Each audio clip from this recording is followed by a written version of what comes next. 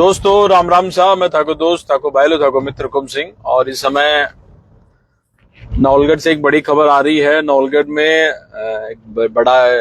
एक बाजार में एक व्यापारी हैं, जो व्यापारी कहते हैं कि बहुत जागरूक होते हैं, लेकिन व्यापारी के साथ में इस तरह की वारदात हो जाती है तो ये मान सकते हैं कि किस तरीके से डिजिटल अरेस्ट करके लूट की वारदातें हो रही है।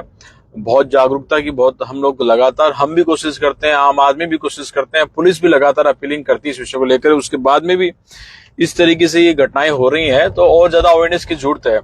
हम लगातार मोबाइल यूज कर रहे हैं। इस तरीके से एक व्यापारी हैं जिनको 15 दिसंबर को कॉल आता है और 15 दिसंबर को कॉल आने के बाद में उन व्यापारी को बताया जाता है कि वायनाड थाने मुंबई में हम वहां से बोल रहे हैं और आपके नाम से कुछ फर्जी सिम जारी हुई थी और इस विषय में आपके खिलाफ में इस तरीके से मामले दर्ज हो रहा है।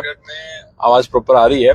तो इस विषय को लेकर वो व्यक्ति होते हैं जो काफी चिंतित हो जाते हैं और जो साइबर ठग होते हैं वो उनके व्हाट्सएप कॉल पर लगातार 24 घंटे उनको लगातार कॉल कर रहे हैं, लगातार उनके कॉल को चालू रखने के लिए उनको बाउंड करते हैं। देखिए आप किस तरीके से उनको कहते हैं कि आपका जो अकाउंट है वो अकाउंट आप जो पैसे आपके हैं उनको सबको निकालना पड़ेगा, आपका किस किस बैंक में अकाउंट है। और वो व्यापारी हैं, वो अपने अकाउंट डिटेल उनको बता देते हैं। उसके बाद में तमाम अकाउंट से पैसे निकाल कर उनको वो जो साइबर ठग होते हैं वो इस तरीके से वीडियो कॉल भी करते हैं कि अपने आप को बड़े सीबीआई के अफसर के रूप में दिखाते हैं और इस तरीके से पूरे एक फर्जी उनको एफआईआर कॉपी भेजते हैं, अरेस्ट वारंट भेजते हैं फर्जी तरीके से। उसके बाद में वो व्यापारी पूरी तरीके से उनके चंगुल में आ जाते हैं और अपने परिवारजनों से भी वो नहीं बताते हैं कि वो डिजिटल अरेस्ट हैं। अगर परिवारजनों से अगर वो बात कर रहे हैं तो भी उनको जो ठग होते हैं उनके संपर्क में उनकी जानकारी में होकर उनको बताना पड़ा। और उनको बाजार अगर बैंक में जा रहे हैं तब भी वो उनका कॉल चालू रखते थे, व्हाट्सएप कॉल चालू रखते थे। तो इस तरीके से प्रत्येक गतिविधि उनके अवगत कराकर वो एक तरह से डिजिटल अरेस्ट कर रहे थे। उनको बैंक में जब उनको बताएगा कि आप कौन कौन से बैंक में आपके खाते हैं, वो खाते में आप पैसे निकालिए, आप रिजर्व बैंक में निकालिए, आपको वापस पैसा मिल जाएगा। और वो उनकी बातों में आ जाते हैं कि हो सकता है कि उनके नाम से सिम जारी हो गई थी और इस तरीके से उनको फ्रॉडिंग होती है। उसके बाद में वो जो व्यक्ति हैं वो उनको जिस बैंक में जाते हैं, बैंक में एक बैंक से 15 लाख रुपए निकालते हैं तो वो बैंक के मैनेजर उनको बाजार में वो बैंक के मैनेजर उनको बोलते हैं कि आप इतना पैसा क्यों निकाल रहे हैं, इस तरह की साइबर ठगी चल रही है, कहीं आप साइबर ठगी के शिकार तो नहीं हो रहे हैं। लेकिन उनको उस समय उस व्यापारी बंधु को ये नहीं लग रहा है, उसको लोग ये लग रहा है कि नहीं ये जो वो लोग साइबर ठग जो बोल रहे हैं वो सच बोल रहे हैं। इसके बाद में लगातार ये वारदात में 15 दिसंबर से लेकर लगातार ये व्यापारी बीती शाम से पिछली रात तक वो लगातार ठगों के शिकार में थे और टोटल 26,90,000 रुपए उन्होंने साइबर ठगों को पैसा ट्रांसफर कर दिया है। उसके बाद में एक बैंक से वो 50 लाख रुपए, अच्छा इस दौरान वो 2 एफडी तुड़ाते हैं, अपनी 2 एफडी तुड़ाते हैं, उनको बैंक वाले बोलते भी हैं। लेकिन एक जब 5 लाख की एफडी तुड़ाने परसों वो जब बैंक में जाते हैं उसका पैसा निकालते हैं तो उसका कनेक्ट था वो मेल, मतलब मोबाइल नंबर तो खुद के पास था उनका, परंतु मेल से कनेक्ट था। तो वो मेल उनकी बेटी के पास में मेल जाता है और वो अपने भाई को बोलती है, भाई यहाँ से दूर डॉक्टर दंपति है, उनके पुत्र पुत्र वो दूर थे। और फिर वो बहन बोलती है, पहले तो अपने फादर साहब को फोन करती है कि पापा क्या बात है, ऐसे पैसा नहीं बेटा ऐसे निकाल रहा हूँ। उसके बाद में वो अपने भाई को बताती कि भाई पापा कहीं कोई दिक्कत तो नहीं है, क्या बात है, पैसा निकाला है, अभी 5 लाख का मैसेज बता भी नहीं रहे। फिर वो जो डॉक्टर है जो नौलगढ़ का बेटा है वो अपने दोस्त को बोलता है, दोस्त है उसको बोलता है कि यार देखकर संभाल करा। फिर वो जब दोस्त जाता है और काउंसलिंग करता है, पूरी को काउंसलिंग करता है, उनको रात को अपने घर पे भी सुलाता है और वो जो उनका और वो अपने उस डॉक्टर उनके बेटा है जो उसको सूचना देता है कि भाई इस तरीके से साइबर ठगी आपके पापा के साथ में हो गई है। तो वो डॉक्टर दंपति वापिस नौलगढ़ पहुंचते हैं, रात के 3 बजे पहुंचते हैं। उनको सूचना मिलने के साथ ही वो आते हैं और उनकी काउंसलिंग करते हैं। नौलगढ़ थाने में उन्होंने मामला दर्ज करवाया है। इसके अलावा 1930 जो पहले साइबर क्राइम में दर्ज कराते हैं, तमाम ये मामला दर्ज हो चुका है। और इसमें सबसे अच्छी बात है कि पुलिस ने इस मामले में बहुत त्वरित रूप से पुलिस लगती है, लगने के साथ में क्योंकि ये जो डॉक्टर दंपति है जो उनकी वाइफ है वो भी डॉक्टर है, वो किसी बड़े अधिकारी के भी रिश्तेदार भी हैं।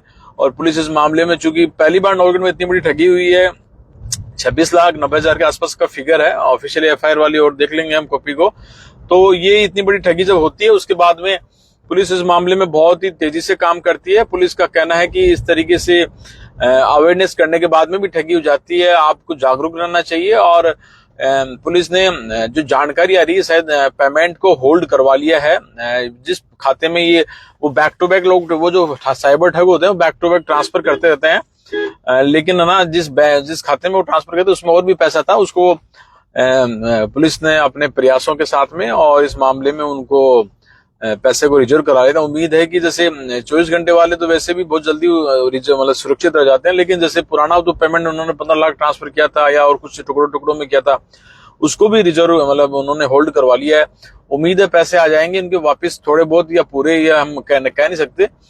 लेकिन इसमें सबसे बड़ी बात है कि नवलगढ़ के मुख्य व्यापारी में उनका नाम आता है और उनके साथ में ये साइबर ठगी हुई है। और हमने इस खबर को 2 दिन बाद में भी इसीलिए हम लोग शेयर कर रहे हैं कि जैसे उनका कहना था, पुलिस का भी कहना था कि भाई जैसे सोशल साइट्स पर ना ठगों को सूचना मिल जाएगी, इस तरीके से हमारी जानकारी लीक हो गई है और हो गई है, तो क्या होता है कि वो और ज्यादा ट्रांसफर कर देते हैं, बहुत ज्यादा, मतलब वो पकड़ से बाहर हो जाते हैं। तो अभी पुलिस ने ऑफिशियली अभी ये क्या मुकदमा दर्ज हो गया, एफआईआर कॉपी पब्लिक डोमेन में आ चुकी है और कल अखबारों में भी इस खबरें आएगी और ये बहुत बड़ी खबर है जो आपके साथ में साझा कर रहे हैं।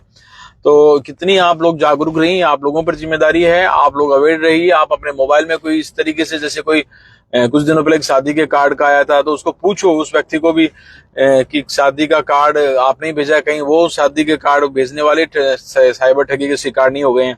क्योंकि फिर उन्हें हम मोबाइल में डाउनलोड हो जाती है फाइल। अगर आपका मोबाइल 2nd लेयर या 3 लेयर में सुरक्षित नहीं है, तो आपका व्हाट्सएप हैक होकर आपके इन हाउस में वो सॉफ्टवेयर बग मर जाता है। तो ये मतलब कुल मिलाकर क्या है कि साइबर ठगी इतने ये रास्ते बना ली, जैसे आप क्या देख रहे हो क्या नहीं कर रहे हो, मतलब ये चीजें भी मोबाइल सुनता है।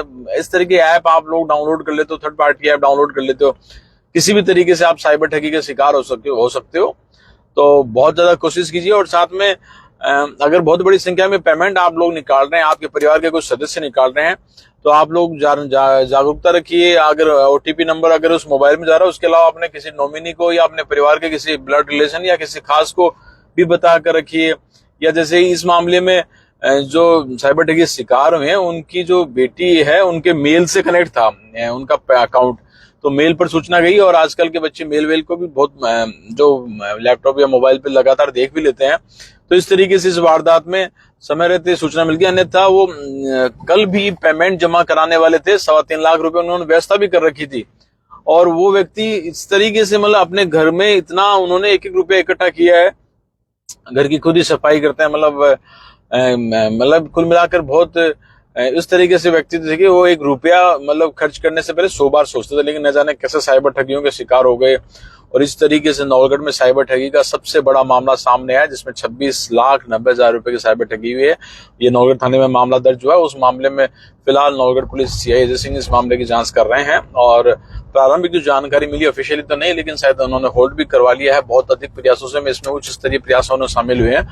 उसके बाद में अभी वो जो पीड़ित व्यक्ति हैं, और हम ये कहना चाहेंगे कि तमाम लोग अवेयर रहिए, जागरूक रहिए और किसी भी तरीके से साइबर ठगी से मतलब बचिए। क्योंकि आप लोग मोबाइल में क्या देख रहे हो क्या नहीं देख रहे हो, ये इस तरीके से हर कोई से ऐप भी डाउनलोड मत कीजिए। और आप जो भी देखें सुरक्षित देखें और बेहद अनावश्यक रूप से मोबाइल को न देखकर बजाय सुरक्षित रहिए। और मोबाइल में जो ट्रांसफर एप्लीकेशन है, ये जो पैसे को लेकर, उनसे भी बचिए। तो ये अवेयरनेस में ये हमारा ये लाइव सेशन था और ये खबर आई थी, इससे आप लोगों के साथ में साझा कर रहे हैं। बहुत महत्वपूर्ण खबर थी, नवलगढ़ से कनेक्ट एक खबर थी। इस मामले में उस पीड़ित परिवार के साथ में हम कल सुबह गए थे, तो उनको हमने मोटिवेट भी किया था कि आप हिम्मत रखिए और जल्द अच्छा होगा। और अच्छा उनके साथ में अभी फिलहाल यही है कि पुलिस का प्रयास सार्थक नजर आ रहा है। और जागरूक रहिए, सचेत रहिए, यही हमारा कहना है आप लोगों को। धन्यवाद।